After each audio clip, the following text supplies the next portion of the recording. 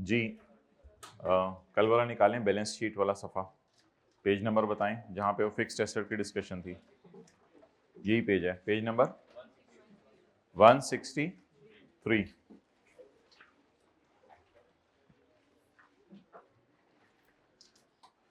Page number 163 के top पर आप देखें तो लिखा हुआ है सन्ड्री रिक्वायरमेंट्स। पेज 163 के टॉप पे लिखा हुआ है सन्ड्री रिक्वायरमेंट्स। हमारा कंपनी लॉ ये चाहता है कि बैलेंस शीट के फेस पर ये 5 चीज़ें ज़रूर आएँ: revaluation surplus, long term deposits, unplaid और अनक्लेम्ड डिविडेंड और कैश एंड बैंक। तो long term deposits and prepayments लिख लें, क्या होता है? अमाउंट डिपॉजिटेड विद वापडा एज सिक्योरिटी डिपॉजिट्स। अच्छा, तो लिखें amount deposited with, page number 163, amount deposited with वापडा एज सिक्योरिटी डिपॉजिट। तो ये लॉन्ग टर्म डिपॉजिट्स हैं। ये 1-2 मिनट का लेक्चर फिर अपलोड शुरू से कर देना ताकि जिनका मिस हुआ है वो ले लें। अच्छा जी, पेज नंबर बता दें हमारा कौन सा है भाई? कहाँ आया? नहीं आया ना, आपको यूएसपी में लाना पड़ेगा। अच्छा, आ गया, लेकिन एक सफ़ा आया है, सिर्फ एक आया है, सिर्फ दूसरा नहीं आया जी। कॉपी करा के लाएं। पेज नंबर कौन सा है? 163। जिस दौरान बच्चों को बांटेंगे उस दौरान यूएसपी में डाल लेंगे।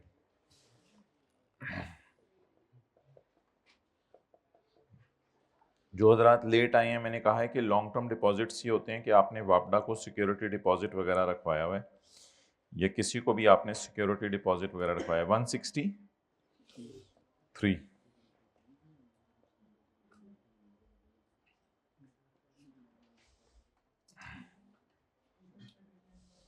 ओके,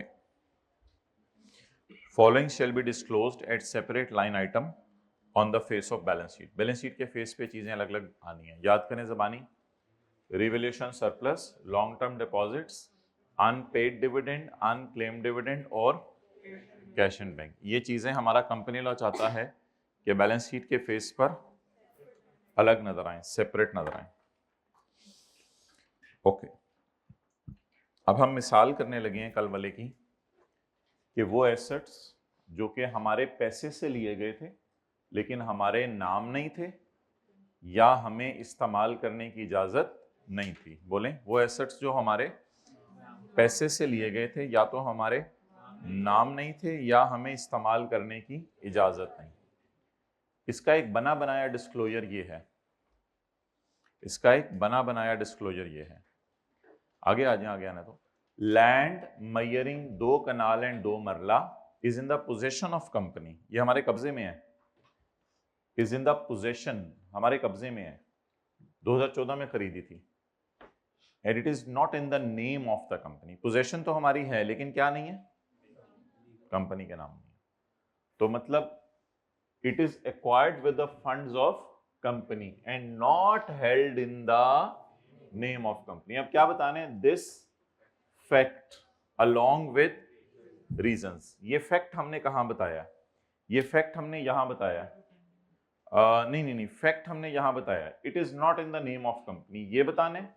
और रीजन बताइए, due to pending legal case.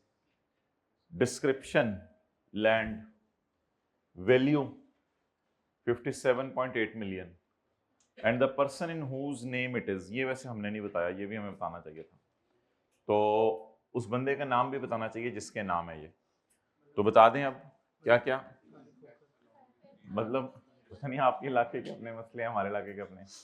तो अगर जो है वो हमारे नाम है या हमारा कब्जा नहीं है, या हमारा कब्जा है हमारे नाम नहीं है लेकिन पैसे हमारे इस्तेमाल हुए हैं, ये बात याद रखिएगा। With the funds of company, पैसे हमारे इस्तेमाल हुए हैं, तो फिर इसको डिस्क्लोज करें। एक और मिसाल, land measuring 10 kanal is neither in our name nor in our possession. लेकिन याद रखिएगा पैसा पैसा हमारा इस्तेमाल हुआ है, neither in our possession and neither in our name. और ये ऊपर वाली क्या थी इसमें, बताएं इसमें क्या था, नॉट इन नेम, हमारे नाम नहीं थी, ये ना नेम में है हमारे और ना पोजेशन में है। The company paid 75,000 in July 2017 for land to be acquired from Pakistan railways through open nilami. The nilami was later challenged in the Lahore high court. यानी कि हमने रेलवे से लैंड खरीदी थी एक नीलामी में, और बाद में किसी ने नीलामी को ही चैलेंज कर दिया कि ये नीलामी होनी नहीं चाहिए थी, तो इस वजह से अभी तक हमारे इस स्टिलिंग पेंडिंग, ये तस्वीर खींचना, स्टिलिंग पेंडिंग मजे का लफ्ज़ है वैसे। अच्छा जी, वैसे इनके ऊपर लिख लें, ये जो पीपी का नोट नहीं बनाते थे FR1 के टीचर, उसकी दुम में ये डाला जा सकता है, तो लिखें पीपी के नोट की दुम में डाला जा सकता है। यानी अगर पीपी का नोट 7 है तो इसको 7.1 7.2 करके डाला जा सकता है। ये भी जरा लिख लिया करें, ये नोट्स कहाँ डालने हैं, पीपी के नोट के दुम में डाला जा सकता है ये।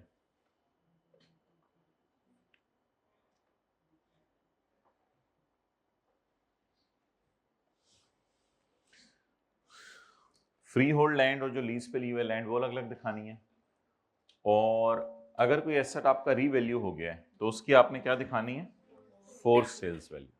अच्छा, ये बात जरा याद रखिएगा कि फोर्स सेल्स वैल्यू क्या होती है। फोर्स सेल्स वैल्यू ये होती है कि अगर आपको किसी जल्दी की वजह से किसी मुल्क में जाना पड़े तो औने पौने दामों एयरपोर्ट के ऊपर आप अपना मोबाइल बेच दें, तो इसे कहते हैं फोर्स सेल्स वैल्यू, मजबूरी में बेचना। तो हमारा कंपनी लॉ ये चाहता है कि जिन एसेट्स को आपने रीवैल्यू किया है साथ साथ उनकी क्या बताओ, बोलें force sales value. On Jacome January 2005 the group elected to measure land building and leasehold improvements using the revaluation model for the fair value land are determined on periodic basis but at least triennial by an independent। ये छोड़ें बस। अच्छा, the carrying value का नाम बताना होता है लेकिन वो इसने यहाँ नहीं बताया। The carrying value of the land and building would have been इतने अंडर द कॉस्ट मॉडल। अगर ये ना होती तो ये कैरिंग वैल्यू ये होती, ये भी छोड़े, हमने बस ये बताना है आपको। ये the force sales value of revalued has been assessed at rupees इतने एंड इतने। लैंड बिल्डिंग की और लीज ऑन इंप्रूवमेंट्स की जो है वो फोर्स सेल्स वैल्यू ये है। तो बस एक इसको भी लिख लें, पीपी के नोट की दुम में आएगा, तो पीपी के नोट की दुम के अंदर ये आ जाएगा।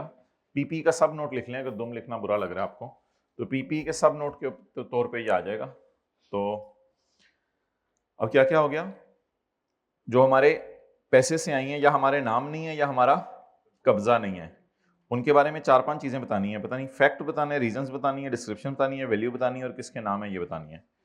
और लैंड एंड बिल्डिंग में फ्री होल्ड और लीज होल्ड अलग बतानी है, और जो पीपी हमने रीवैल्यू कर दिया उसकी क्या बतानी है, बोले फोर्स सेल्स वैल्यू बतानी है। ओके,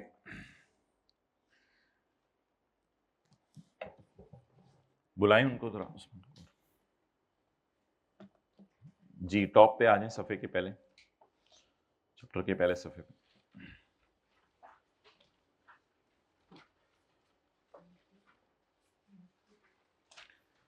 आज हमने एक चीज पढ़नी है, थोड़ी देर बाद वो पढ़ेंगे, उसे कहते हैं classification of companies. Classification of companies, classification of companies हम करेंगे। कुछ कंपनीज होंगी बड़ी और कुछ होंगी छोटी। For the purpose of page number 151, for the purpose of companies act, companies act के लिए the companies may be classified in such categories as may be specified in third schedule. तो कंपनीज की कैटेगरीज हम कैसे बनाएंगे, किस schedule के मुताबिक, थर्ड शेड्यूल के मुताबिक। Large size company, medium size company, small size company. तो कंपनीज की क्लासिफिकेशन आज हम बनाएंगे large size companies, medium size companies, small size companies और पब्लिक इंटरेस्ट कंपनीज। इनके एब्रीवेशन लिखने की जरूरत नहीं है, अभी ये हम करेंगे आज इंशाल्लाह, आपको ये पता चल जाएंगे एब्रीवेशंस। तो पब्लिक इंटरेस्ट कंपनीज जिनका पब्लिक का जिनमें इंटरेस्ट है, और लार्ज साइज कंपनीज और मीडियम साइज कंपनी और स्मॉल साइज कंपनी। हमारे कानून में कौन सा शेड्यूल है जो ये बताता है कि कौन सी कंपनी, फोटोकॉपी सबके लिए जल्दी, तो हमारे कानून में कौन सा शेड्यूल है जो ये बताता है कि कौन सी कंपनी ने कौन सा शेड्यूल लगाना है, मतलब कौन सी कंपनी ने कौन से डिस्क्लोजर फॉलो करने हैं? हमारे कानून में कौन सा है, जरा जल्दी बताएं। Third schedule. कौन सा है? Third schedule. ओके,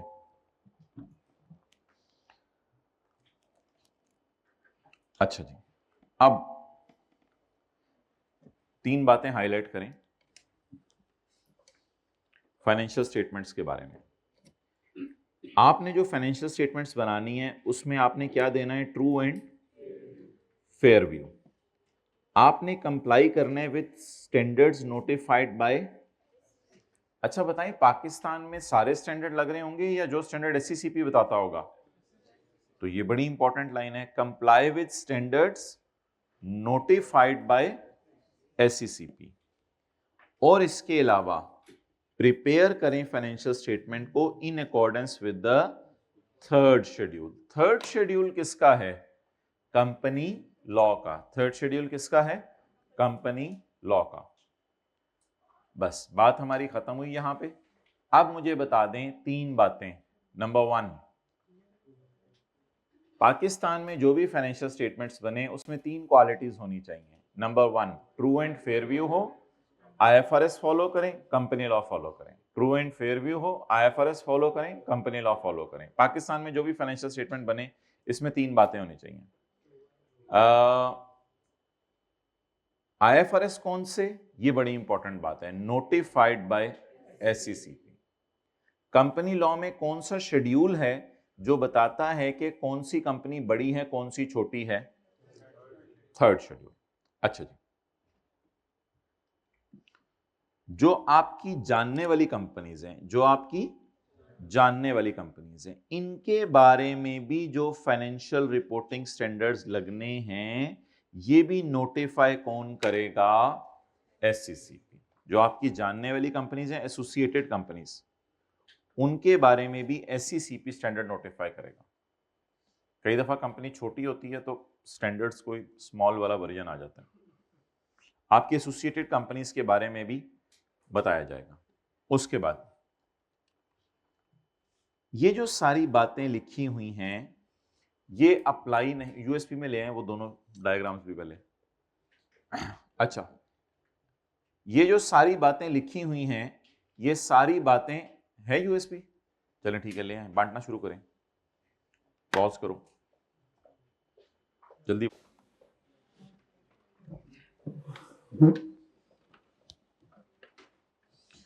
ओके,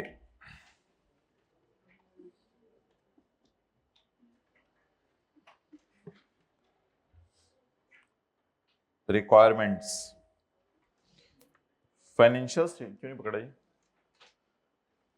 लगा दिया, लगा दिया।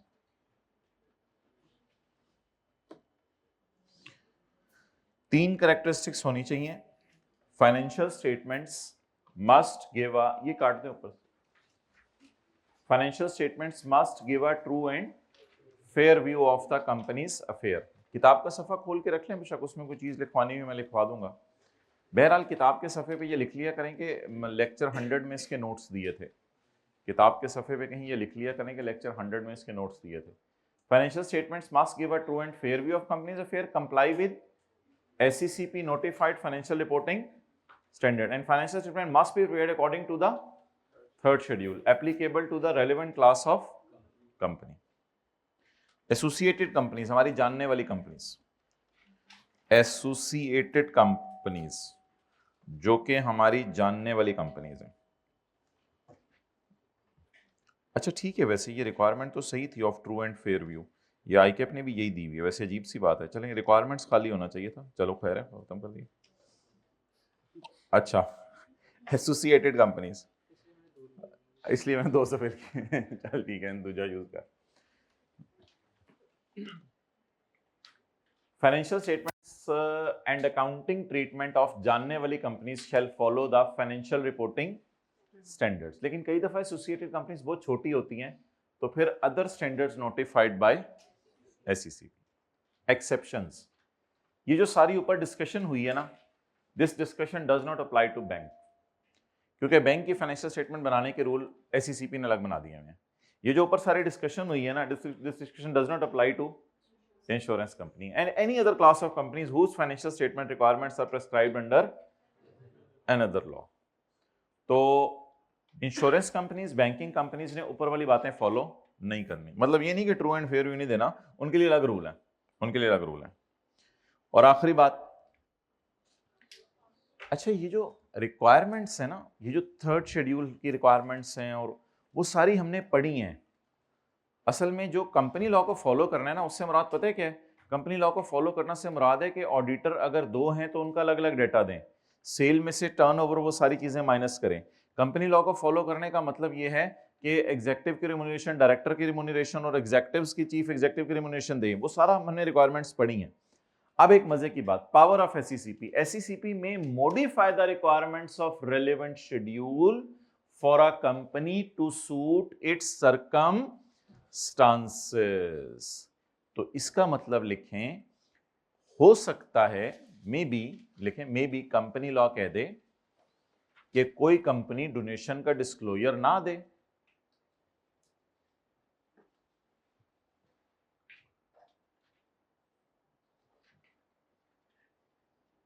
कोई कंपनी, कंपनी लॉ कह दे कोई कंपनी डोनेशन का डिस्क्लोजर ना दे। ये किसके पास पावर है? या सेल में से कोई कंपनी डोनेशन का डिस्क्लोजर ना दे, या सेल में से सेल्स टैक्स अलग लाइन डाल के माइनस ना करे, या सेल में से सेल्स टैक्स अलग लाइन डाल के माइनस ना करे। ऑनलाइन वाले बेशक किताब पे ये बात लिख लें, यहां पे पावर ऑफ एसईसीपी में। अच्छा, अब मैंने आपको दो मिसालें लिखवा दी। एक मिसाल में क्या लिखवाया? मॉडिफाई। और दूसरी मिसाल में क्या लिखवाया? Grant exemption. Got it? एक मिसाल में मैंने आपको लिखवा दिया मॉडिफाई और दूसरी मिसाल में लिखवा दिया ग्रांट एग्जेम्पशन। यानी सेल शो करे लेकिन उसमें से ट्रेड डिस्काउंट अलग से या सेल्स टैक्स माइनस ना करे, बेशक नेट ही शो कर दे, कोई मसला नहीं। और दूसरे में मैंने आपको क्या बता दिया? Grant exemption. ग्रांट एग्जेम्पशन की क्या मिसाल दी है अभी? डोनेशन को सिरे से डिस्क्लोज ही ना करें। अगर आपने डोनेशन शो कर दी तो मसले मसाइल हो जाएंगे कि आप इतना डोनेट करें, लोगों ने फिर एतराज हो। SECP may modify the requirements of relevant schedules for a company. Schedules लिख लें, थर्ड, फोर्थ और फिफ्थ हैं। ये हम इंशाल्लाह आज देखेंगे, थर्ड, फोर्थ और फिफ्थ है। ये जो हम सारे पढ़ रहे हैं ना कंपनी लॉ एक दो दिनों से, ये जो भी पढ़ के आए हैं, फिक्स्ड एसेट में बताना है लैंड हमारे नाम नहीं है, ये नहीं है, ये सारे फोर्थ फिफ्थ शेड्यूल हैं असल में कंपनी लॉ के। Modify the requirements of schedule for a company to suit its circumstances और may SECP may grant exemption to any company और class of companies from all और part of the relevant schedule if it is in the, अगर उनको लगे कि public interest में ये ज्यादा बेहतर है। तो दो छूट बता दें जो एसईसीपी दे सकता है, सिरे से मॉडिफाई कर दे या exemption grant. Statement of compliance with IFRS. कहते हैं अगर आप कभी कहना चाहते हो ना कि मैं आईएफआरएस को मान रहा हूं, तो कहते हैं आप कह सकते हो, कोई मसला नहीं। A company intending to make unreserved compliance with IFRS issued by IASB is permitted to do so. कई दफा कुछ स्टैंडर्ड पाकिस्तान में नहीं एप्लीकेबल होते, लेकिन अगर आपने वो भी लगाने हैं आप लगा लें और फिर आप एक स्टेटमेंट दें अनरिजर्व्ड, यानी इसमें कोई एतराज नहीं होगा स्टेटमेंट पे कि मैं पूरे आईएफआरएस को फॉलो कर रहा हूं, कोई मसला नहीं। तो लिखें, ऑनलाइन वाले यहां लिख लें, एक कंपनी अगर एससीसीपी के बताए हुए के अलावा भी स्टैंडर्ड फॉलो कर रही है, एक कंपनी अगर एससीसीपी के बताए हुए के अलावा भी स्टैंडर्ड फॉलो कर रही है, तो स्टेटमेंट दे दे मैंने पूरा आईएफआरएस फॉलो किया। तो एक पक्की स्टेटमेंट दे दे, यानी अनरिजर्व्ड पक्की। तो एक पक्की स्टेटमेंट दे दे मैंने पूरा आईएफआरएस फॉलो किया, कोई मसला ही नहीं इसमें।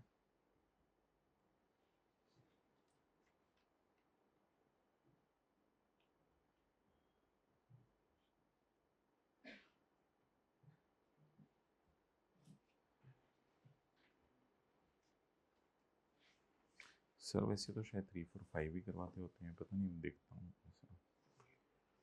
अच्छा चलें अब याद करें सारी बातें।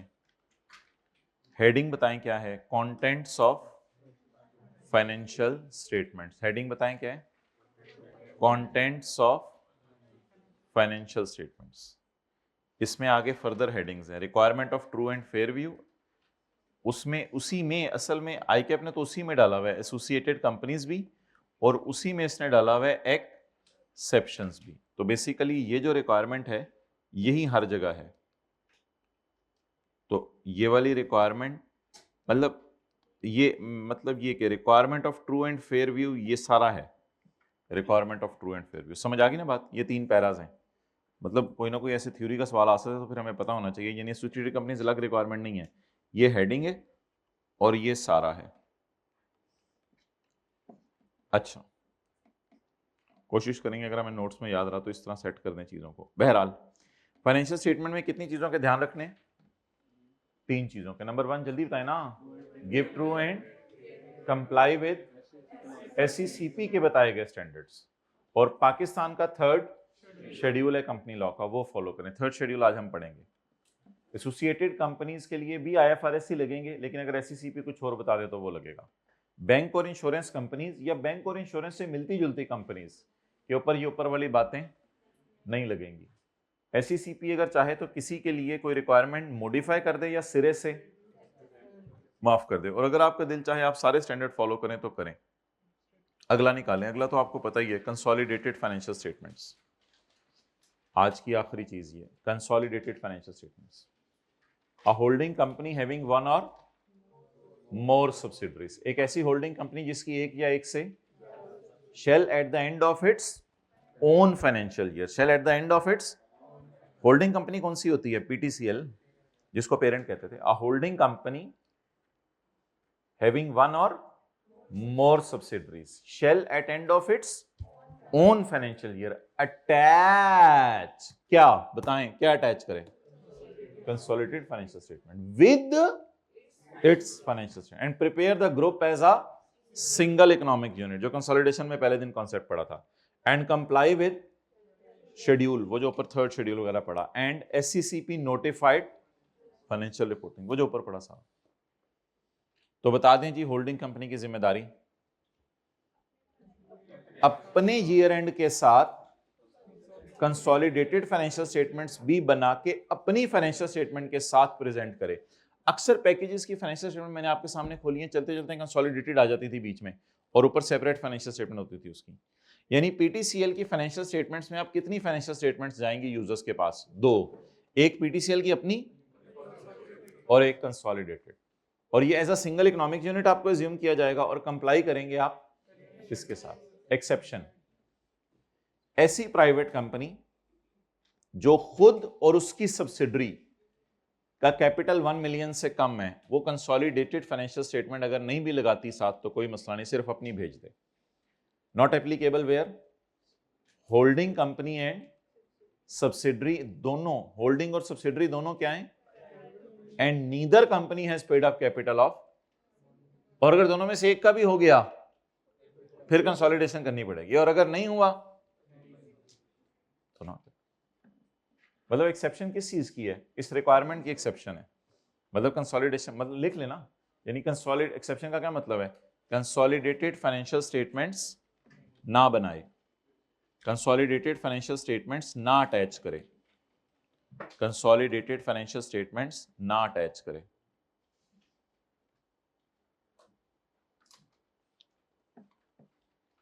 अच्छा जी, अगर सब्सिडरी का फाइनेंशियल ईयर एंड हो रहा है मोर than 90 days before holding company year and, 90 days तक का गैप एक्सेप्टेबल है, लेकिन अगर सब्सिडरी का फाइनेंशियल ईयर एंड हो रहा है, बोले बोले मोर देन 90 डेज बिफोर द, तो क्या करें? IFRS ने क्या कहा था वो छोड़ें, अब आप बताएं हम क्या करें, ये कंपनी लॉ वाले क्या कह रहे हैं? Subsidiary shall prepare an interim closing on the parents companies year end. लेकिन अगर 90 दिन से कम का गैप है तो फिर वो 1-2 महीने के गैप वाली फाइनेंशियल स्टेटमेंट कर दें, no problem. and prepare interim financial statement for consolidation. The subsidiary shall prepare interim closing.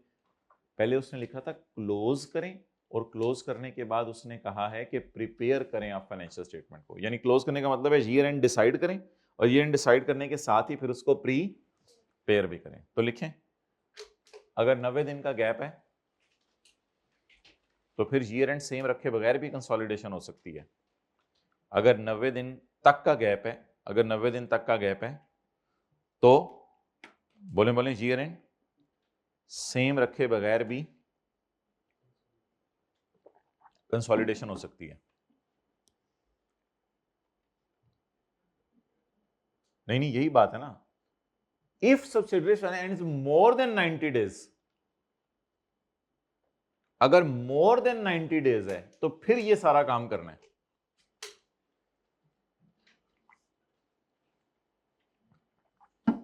लिख लें अगली बात भी उर्दू में। और अगर 90 दिन से ज्यादा का गैप है तो फिर सब्सिडरी और पेरेंट अपना ईयर एंड मैच करें। अगर 90 दिन से ज्यादा का गैप है तो सब्सिडरी और पेरेंट अपना ईयर एंड मैच करें।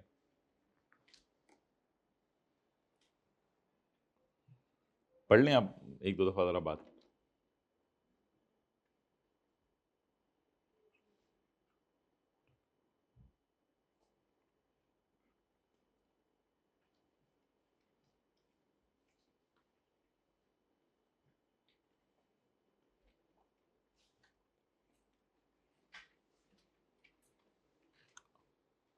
जी, if subsidiaries financial year ends more than 90 days before the subsidiary shall prepare and prepare करने के shall prepare an interim closing on the holding period year end, prepare कर ले interim closing, और prepare करने के बाद interim financial statements भी बनाए। किस पर्पस के लिए?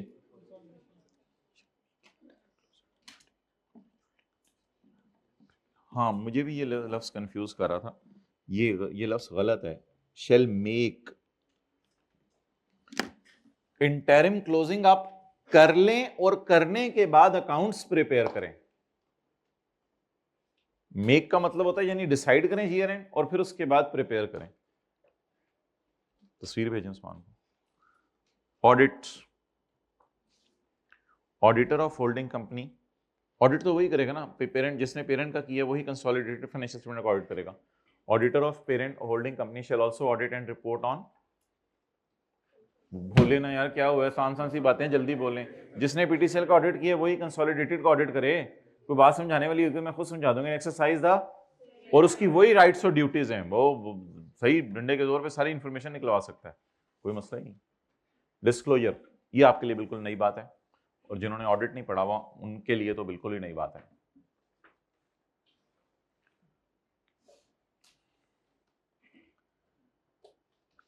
क्वालिफिकेशन लगाना क्या होता है? ऑडिटर का क्वालिफिकेशन लगाना, जो ऑडिट पढ़े हैं। क्वालिफाइड ओपिनियन देना क्या होता है बताएं ना, हाथ खड़ा करके। भाई आप बेसिक बात नहीं बता आप लोगों को, जल्दी बताएं ना, बोले ना। हाँ, अगर मिस स्टेटमेंट हुई है फाइनेंशियल स्टेटमेंट में तो अब जरा बात सुने तसल्ली से। सब्सिडरी ने कोई फ्रॉड और एरर की हैं, अच्छा अगर वो चीज सही कर ले ऑडिट के दौरान तो फिर भी हम कहते हैं कि नहीं।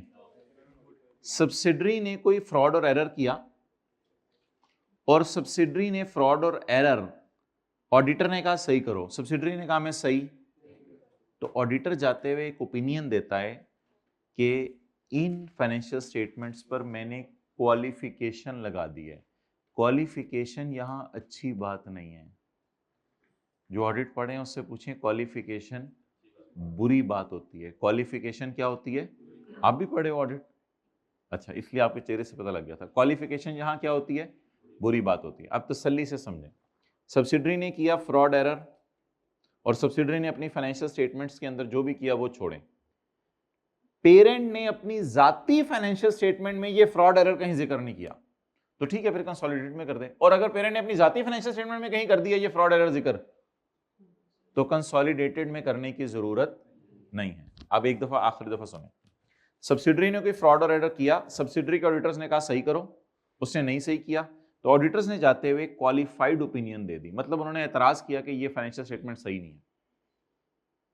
अब ये क्वालिफिकेशन लग गई का मतलब है धब्बा लग गया। अब ये धब्बा या तो पीटीसीएल अपनी फाइनेंशियल स्टेटमेंट में बता दे, नहीं बता सका तो डिस्क्लोजर। इंग्लिश का फिक्रा पढ़ते हैं, फिर ना समझ आई तो उर्दू लिख लेंगे। कंसोलिडेटेड फाइनेंशियल स्टेटमेंट शैल डिस्क्लोज एनी मटेरियल क्वालिफिकेशन, इसका मतलब लिखवाता हूं अभी, नोट और एक्सप्लेनेशन रिलेटिंग टू सब that is important for members of PTCL but is not covered in PTCL's separate financial। लेकिन PTCL की कौन सी फाइनेंशियल स्टेटमेंट में वो कवर नहीं हुआ? सेपरेट फाइनेंशियल स्टेटमेंट्स में कवर नहीं हुआ। क्वालिफिकेशन लिखें क्या होती है, मटेरियल क्वालिफिकेशन अंडरलाइन करके।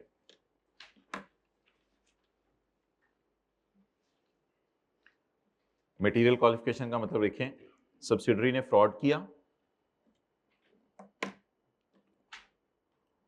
और ऑडिटर ने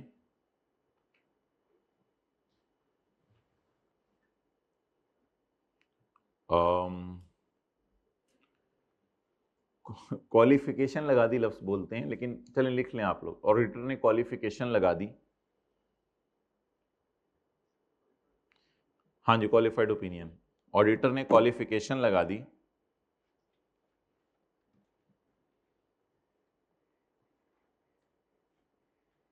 क्वालिफिकेशन लगा दी का मतलब ब्रैकेट में लिखें सब्सिडरी बदनाम है। ऑडिटर ने क्वालिफिकेशन लगा दी सब्सिडरी बदनाम है।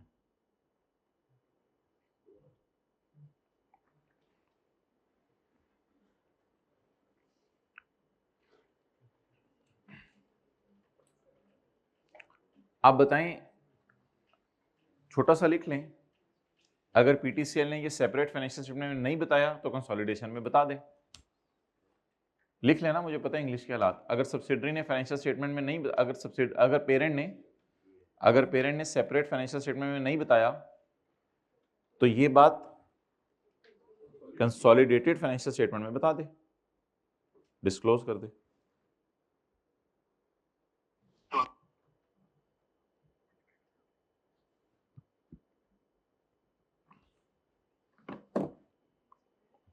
अब जरा पढ़ें, फिक्रा कुछ समझ आ रहा है?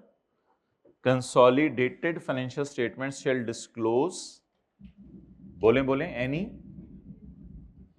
consolidated financial shall disclose any material qualification, note or explanation relating to a that is important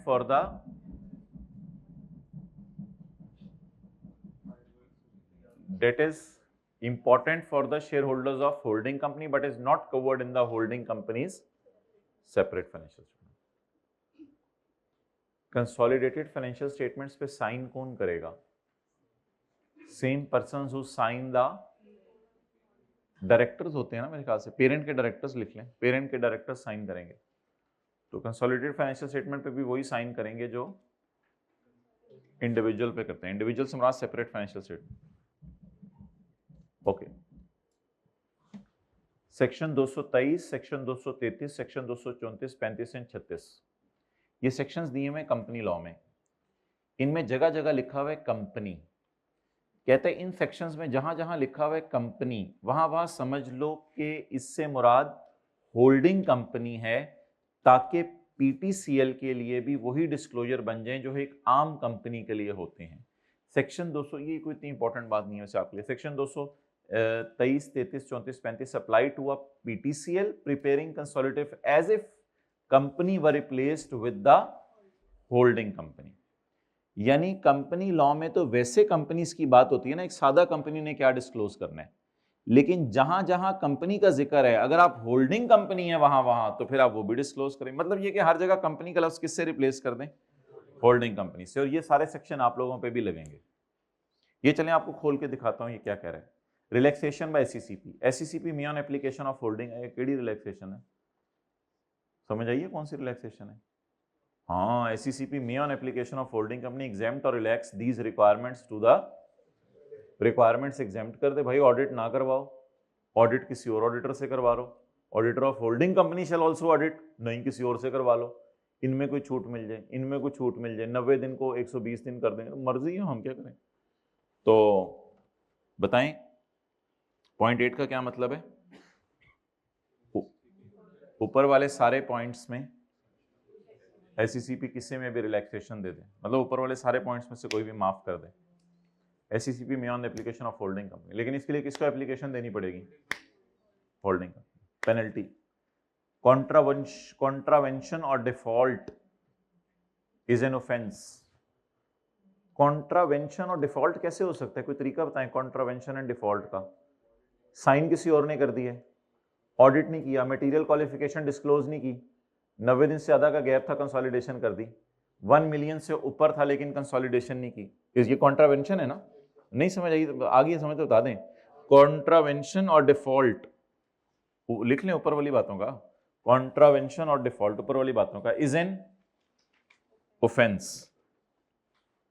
ये ना कहिएगा कि हर एससीसीपी रिलैक्स कर दिया करेगा, एससीसीपी ने क्यों रिलैक्स करना है? अगर कभी रिलैक्स कर दे किसी को ठीक है, वरना आमतौर पे तो ऊपर वाली चीजें वायलेट हुई तो दैट इज अ कॉन्ट्रावेंशन और default is an offence punishable with level 2 penalty on the standard scale. punishable with level 2 penalty on standard scale, punishable with level 2 penalty on standard scale। ये company law का screenshot मैंने लिया है। Company law में standard scale एक table है, जैसे tax की क्लास में होता था। स्टैंडर्ड स्केल एक टेबल है, उसमें लेवल 2 में पेनल्टी है 5 लाख तक, और अगर आपने वो पे नहीं की तो फिर पर डे पेनल्टी बढ़ जाएगी, हर दिन 1000 रुपया।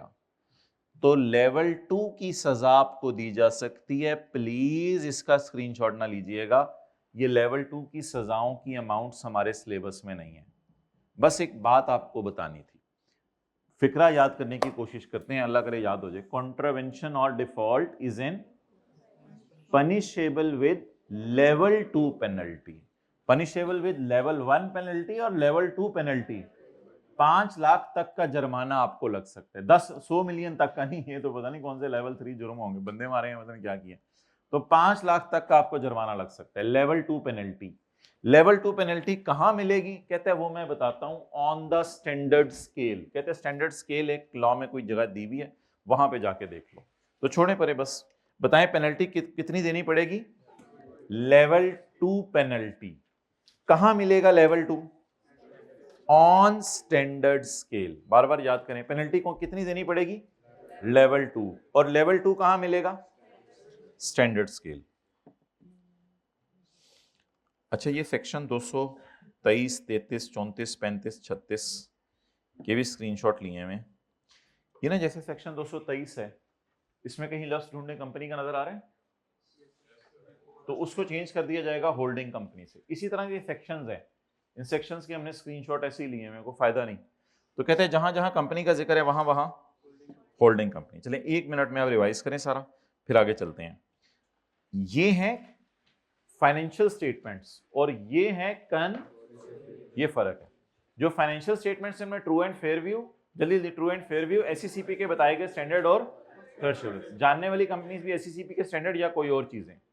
एक्सेप्शन ये है कि 3 कंपनीज के ऊपर ये ऊपर वाली बातें नहीं लगती। एससीसीपी मॉडिफाई भी कर सकते हैं और अगर आप आईएफआरएस को फुली फॉलो करना चाहते हैं तो आप एक अनरिजर्व स्टेटमेंट दे दें कि मैं पूरे आईएफआरएस को मान रहा हूं। कंसोलिडेशन करते हुए रिक्वायरमेंट नंबर 1, कंसोलिडेशन करते हुए क्या रिक्वायरमेंट है?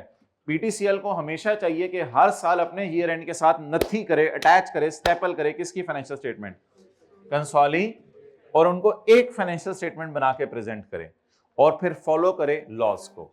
लेकिन अगर प्राइवेट कंपनी है जिसकी सब्सिडरी और वो प्राइवेट कंपनी खुद, इन दोनों का कैपिटल 1 मिलियन से, तो ये कंसोलिडेशन ना करें। और अगर 90 दिन से ज्यादा का गैप है तो इंटरिम फाइनेंशियल स्टेटमेंट्स बनाएं। ऑडिट तो वही करेगा ना जिसने की है, ऑडिटर ऑफ होल्डिंग, हाँ ऑडिटर ऑफ होल्डिंग कंपनी वही ऑडिट करेगा। और डिस्क्लोजर देने आपने अगर सब्सिडरी ने कोई ब्लंडर मारा है, ऑथेंटिकेशन किसने करनी है? सेम पर्सन, अंडरलाइन करें सेम पर्सन। जाए ना किसी को भेजिए, पूछे क्या हो रहा है ऊपर, क्या फेयरवेल हो रही? किस चीज की फेयरवेल? हाँ तो वो R1 की क्लास में सर मेयर की फेयरवेल हो रही है तो बलडोजर चला रहे हैं दरमियान में।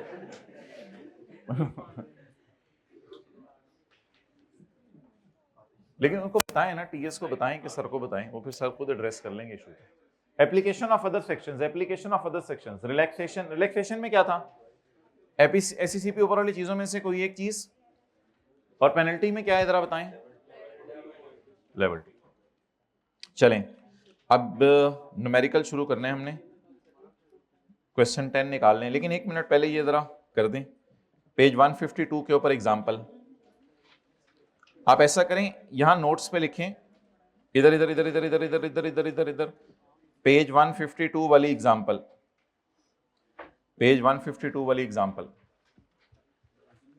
पेज 152 वाली एग्जाम्पल, 90 डेज में, 90 डेज में मिल गई?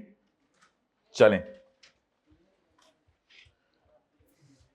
1 जनवरी 20 को river Pakistan became the parent company of green Pakistan by acquiring 51% share. आप बोले रिवर पाकिस्तान क्या बन गई? Holding company. और सब्सिडरी कौन बन गई? The financial year end of RPL is 30 जून। मैंने सब्सिडरी को कब खरीदा है? 1 जनवरी 20 को, और मेरा ईयर एंड 6 महीने बाद आ गया है, मैं तो पीटीसीएल का ईयर एंड है, end date of GPL is 31 December. Okay, तसल्ली से ना जरा अब मुझे बताएं कि सेपरेट फाइनेंशियल स्टेटमेंट्स पेरेंट की कब एंड हो रही हैं? 30 जून। और सब्सिडरी की कब एंड हो रही हैं? लिखें, पेरेंट की एंड हो रही हैं 30 जून और सब्सिडरी की हो रही है 31 दिसंबर। आप बताएं gap is greater than 90 days या less than 90 days? Greater than. आप बताएं इंटरिम अकाउंट्स बनाने पड़ेंगे या नहीं बनाने पड़ेंगे? बनाने पड़ेंगे।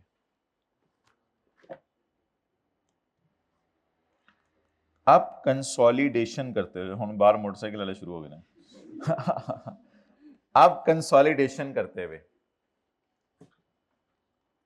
पीटीसीएल का ईयर एंड है 30 जून 20। पीटीसीएल का ईयर एंड है 30 जून 20। अब मुझे आप बताएं कि सब्सिडरी जो इंटरिम फाइनेंशियल स्टेटमेंट्स बनाएगी वो कितने अरसे की बनाएगी? ये मेरा क्वेश्चन है, कितने अरसे की बनाएगी? वो बनाएगी 1 जुलाई 19 से 30 जून 20। मजबूरी में उसने तो ये एंड अपना कब रखना था? दिसंबर, लेकिन मजबूरी में उसे 1 साल और कुछ चेक करना पड़ेगा, वो फिर मजबूरी में वो जो इसका साल है वही इसका साल। अब जरा सारे एक दफा आखिरी दफा सुन लें। पेरेंट का ईयर एंड कब है? 30 जून। सब्सिडरी का 31। तो पेरेंट ने अपनी अकाउंट्स बनाए 30 जून 20 को, तो subsidiary interim financial statement consolidation के लिए बनाएगी 1 जुलाई 19 से 30 जून 20, ताकि दोनों के ईयर एंड आपस में क्या कर जाए? मैच कर दें। और अगर 90 दिन से कम का गैप होता तो फिर कोई मसला नहीं था। अब पूरी एग्जांपल पढ़ लें। ऑन 1 जनवरी 20 River became the holding company of Green Pakistan by acquiring 51% share. Financial year of RPL is 30th June and date of इधर देखें, RPL is 30th June and date of GPL is, GPL shall be required to make an interim closing on 30 June 20। Interim closing करें, make करने के बाद prepare भी करें, make करने के बाद shall make an interim closing on 30 June to prepare financial statement from to 30 June for consoli. These financial statements shall be in addition to prepared from 1 January to 31 दिसंबर। ये इसके अलावा होंगी। अब वो अपना ईयर एंड 31 दिसंबर चला रही होगी और कंसोलिडेशन के लिए वो ईयर एंड क्या रख लिया करेगी? तो बेचारी सब्सिडरी को एक इंटरिम क्लोजिंग करनी पड़ेगी। अच्छा, इंटरिम क्लोजिंग मेक करेगी या मेक करके फाइनेंशियल में प्रिपेयर भी करेगी?